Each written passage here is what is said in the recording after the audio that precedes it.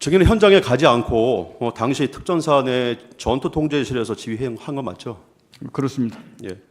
그 대통령이 증인에게 곽사령관은 어디 있습니까? 라고 물었더니 증인이 지통실입니다. 이에 대통령이 그럼 화면으로 보고 있겠네요 하면서 대화를 나눈 사실은 있죠. 대통령께서 지휘통제실에 있냐고 저한테 물어봤다고 예. 하셨습니까? 어디 있냐 물어봤더니 예, 본인이 지휘통제실에 있습니다라고 답변을 해서 그럼 대통령께서 그럼 화면 보고 지휘하고 계시는구만요. 그게 12월 3일 날 예, 당일날. 헬기 이동할 때 그 말씀을 하셨다고 저한테 얘기하시는 겁니까? 아니요. 그렇게 물어본 적이 있냐고요.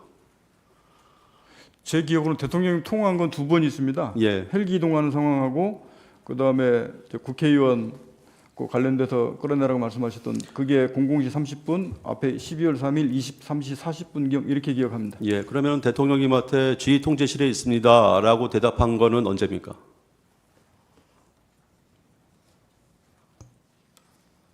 그건 언제 시점 말씀하시는지 잘 모르겠습니다. 예. 그 계엄 당일입니다. 제 기억은 대통령하고 통화한 것은 두 번 통화했습니다. 예. 그러면은 그렇게 답변한 사실이 없다는 겁니까? 예, 그거는 제가 정확히 솔직히 잘 모르겠습니다. 출동 당시 상황에 대해서 제가 질의하겠습니다. 증인은 계엄 선포 확인 후에 707 부대의 출동 지시를 내린 시간이 몇 시경입니까? 707한테 지시한 것은 22시 30분인가 31분인가 그렇습니다. 예. 출동이 늦은 이유가 간부들이 모두 퇴근한 상태에서 갑작스럽게 소집을 했기 때문이라고 그렇게 언론이나 아니면 국방위에서 진술을 했는데 맞나요? 707을 말씀하십니까? 아니면 전체는 예, 전체 그건 맞습니다. 왜냐하면 예. 그때 당시의 상황이 전 간부들이 다 정상적으로 퇴근되어 있는 상태이기 때문에 예. 그걸 제가 22시 30분부로 전 간부 비상 소집을 지시했습니다. 예. 그러니까 예, 알겠습니다. 증인은 계엄에 대비해서 707 부대에 미리 대기할 것을 지시하거나 간부들에게 미리 대기 지시 내린 사실 없죠? 707은 그때 당시에 그게 예, 아니요로만 좀 대답해 주시겠습니까? 미리 대기 지시 내린 사실은 없죠? 훈련하고 있었기 때문에 그때 같이 있었고 그러니까 계엄을 제가 대비해서 비상 계엄에 대비해서 미리 대비해라 3일날 이렇게 말하지는 않습니다. 예, 알겠습니다. 707을 비롯한 예하부대 간부들은 계엄 선포를 전혀 모르고 있어서 평소와 다름없이 퇴근한 바 있죠? 일부 훈련하는 것 빼고는 예, 훈련하고 그랬던 걸로 예, 알고 있습니다. 알겠습니다. 707 부대 일부 병력이 계엄 선포 후에 출동했던 것은 계엄을 위해 대기시켰기 때문이 아니고 당시 707 부대가 야간 훈련이 예정되어 있어서 일부 부대원이 부대 잔류하고 있었기 때문이죠. 그때까지는 제가 아까도 말씀드렸듯이 그 비상계엄이 될 상황도 아니고 조건도 아니기 때문에 일절 내가 예하부대나 누구한테도 비상계엄에 예. 대비한 상황을 예, 얘기한 알겠습니다. 적이 없습니다. 예, 예. 그 당시 출동했던 707 부대 전체 대원은 아니죠. 초기에 출동했던 부대가. 거기는 두 개 지역대 예. 96명 정도가 들어갔습니다. 알겠습니다. 이 125중에 이 동영상 재생하겠습니다. 국회에 대해서는 구체적으로 어떤 임무입니까? 가서 국회의원들을 체포하는 임무입니까? 아니면 어떤 임무였습니까? 최초 임무 받은 것은 국회의사당 그 시설을 확보하고 인원을 통제하라고 받아서 들어갔습니다. 12월 3일 국회에 진입할 때 뭔가 진심을 가지고 참여를 했겠죠. 큰 뜻을 가지고 어떤 큰일을 한다, 거사를 벌린다, 그런 결심 없이는 그렇게 군 병력을 국회에 들어가라고 지휘할 수가 없지 않겠습니까?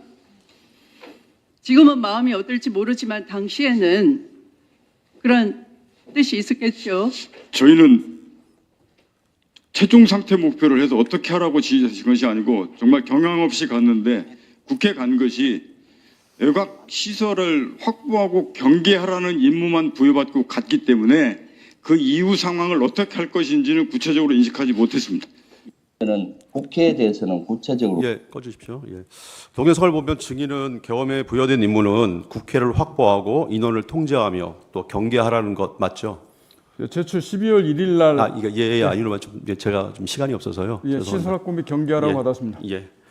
국회를 확보하라는 것은 국회로 병력을 이동시켜서 통제권 안에 두라는 것이고 인원을 통제하라는 것은 국회의원 및 보좌관 등 관계자 외 출입을 통제하라는 것이고 경계하라는 것은 적대 세력으로부터 국회 안전을 지키라는 뜻이죠.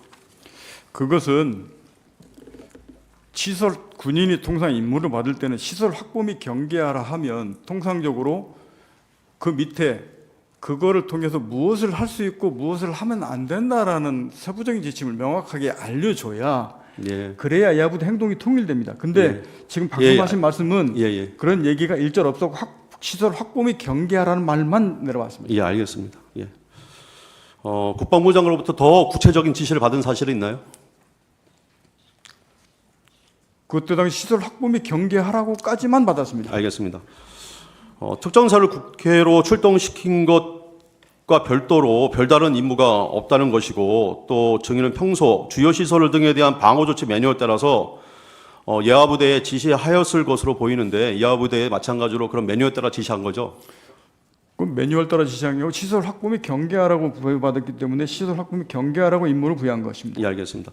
증인 출동 시에 국방부 장관으로부터 국회의원들이 본 회의장에 들어가지 못하도록 저지하라고 하거나 국회의원을 체포하라고 하거나 국회 계엄 해제 요구안 가결을 저지하라고 하는 그런 지시를 출동 시에 받은 바는 없죠? 그 지시를 그렇게 받지 않았습니다. 예. 제가 지시받은 것은 시설 확보 및 경계하라고 최초 지시 예, 받았고 알겠습니다. 두 번째 이제 국회의원을 안에서 끌어내라는 지시 그게 이제 두 번째 지시였습니다. 좀 이따 여쭤볼 겁니다. 예. 증인은 이번 계엄을 위해서 국회에 미리 가보거나 그렇게 한 사실은 없죠? 미리 가본 적이 없습니다. 예. 제가 지금도 국회를 아는 것은 저 후문 쪽으로 해서 4층 국방위원회 가는 건 아는데 현재도 국회 정면으로 들어가 본 적은 현재까지도 없습니다. 예. 자, 그러면 지금부터 잠시만 주목해 주시기 바랍니다. 제가 구독자분들을 위해서 선물 하나를 준비했는데요. 제가 항상 여러분들께 드리는 말씀이 있습니다. 뉴스만 평소에 잘 챙겨보셔도 돈이 되고 돈을 벌 수 있다라고 말씀을 드렸는데요. 여러분들은 여기 보시는 삼성전자 뉴스를 보고 어떤 생각이 드세요? 아니면 정치인들의 뉴스, 날씨 뉴스를 보고는 어떤 생각이 드시나요? 그냥 뉴스만 보고 끝내는지 아니면 이 뉴스를 어떻게 이용할 수 있는지 이 부분을 고민하고 계시는지를 되물어보고 싶습니다.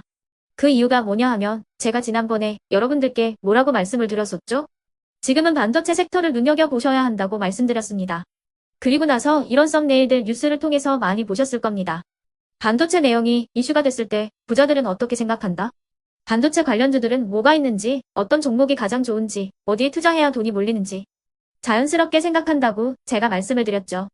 그 이유가 뭐냐 하면 부자들이 봤을 때는 이슈가 곧 돈으로 이어지고 그 이슈가 나에게 돈을 벌어준다는 경험적 확신이 있기 때문에 부자들은 항상 이런 사회적 이슈를 관심있게 챙겨본다고 제가 말씀을 드렸습니다. 이번에도 마찬가지인데요. 제가 지난번에 시청자분들과 함께하는 주식으로 수익 내기 이벤트를 진행했었죠. 당연히 100% 무료로 진행을 했었고요. 여기 보시면 아시겠지만 제가 지난번에도 구독이라고 보내주신 모든 시청자분들께 반도체 관련주 중에 가장 크게 급등할 딱 한 종목, 많은 종목도 아니라 한미반도체 한 종목을 여러분들께 추천드렸어요. 그러면서 여기 나와 있는 대로 정확히 얼마에 매수해야 하는지, 그리고 수익률이 어느 정도 나왔을 때 팔아야 하는지를 이런 부분들까지 여러분들에게 정확히 알려드렸었는데 지금 실제로 어떻게 되었다? 오른쪽을 보시면 아시겠지만 제가 지난번 문자 발송으로 이 한미반도체를 소개해드리고 나서 실제로 이렇게 5배 이상 어마무시한 상승이 나왔습니다. 100만 원만 투자를 했어도 무려 500만 원이 넘는 수익금이 생긴 거죠. 그래서 당시에도 굉장히 많은 분들이 제가 드린 이 한미반도체로 수익을 내실 수가 있으셨을 텐데요. 다시 한번 축하드린다고 말씀을 드리겠고 이번에도 마찬가지입니다. 앞으로도 2024년, 2025년 계속해서 기대해볼 섹터는 AI입니다. 그 중에서도 AI 반도체는 그 누구도 부정할 수 없는 미래 성장 산업입니다. 그러면 우리가 어떻게 생각해 볼 수 있을까요? AI 반도체 종목 중에 앞으로 크게 대장 역할을 하면서 10배 이상 급등할 수 있는 텐베고 종목을 지금부터 열심히 추적해야 한다는 겁니다. 큰 돈을 투자하지 않더라도 월급의 일부분 아주 소액이라도 이 종목을 모아가야 수백 %의 수익률을 손에 쥘 수 있는 것이죠. 지금 여러분이 보고 계시는 이 유튜브 또한 AI 반도체와 아주 밀접한 연관이 있고 반도체야말로 대한민국의 핵심 산업으로 앞으로 더더욱 시장은 성장할 수밖에 없습니다. 그렇기 때문에 제가 이번에도 뭘 보내드리고 있냐면 지난번과 똑같이 구독이라는 문자를 보내주시면 제가 AI 반도체 관련주 중에 앞으로 대장주 역할을 하면서 주가가 가장 크게 급등할 한 종목을 여러분들께 문자 발송으로 종목명과 사고 파는 시점을 모두 알려드릴 건데요. 그 문자를 받고 여러분들이 주식으로 돈 버는 연습을 한번 해보셨으면 좋겠고요. 혹시라도 나는 주식을 하지 않는다 하시는 분들은 주변에 주식하시는 지인분들에게 말씀을 해주셔도 되고요. 아니면 연세가 있으셔서 투자가 어렵다 하시는 분들은 이 종목을 자녀분들에게 한번 사봐라. 이걸로 한번 수익을 내봐라. 이렇게 조언을 해주실 수도 있는 거겠죠.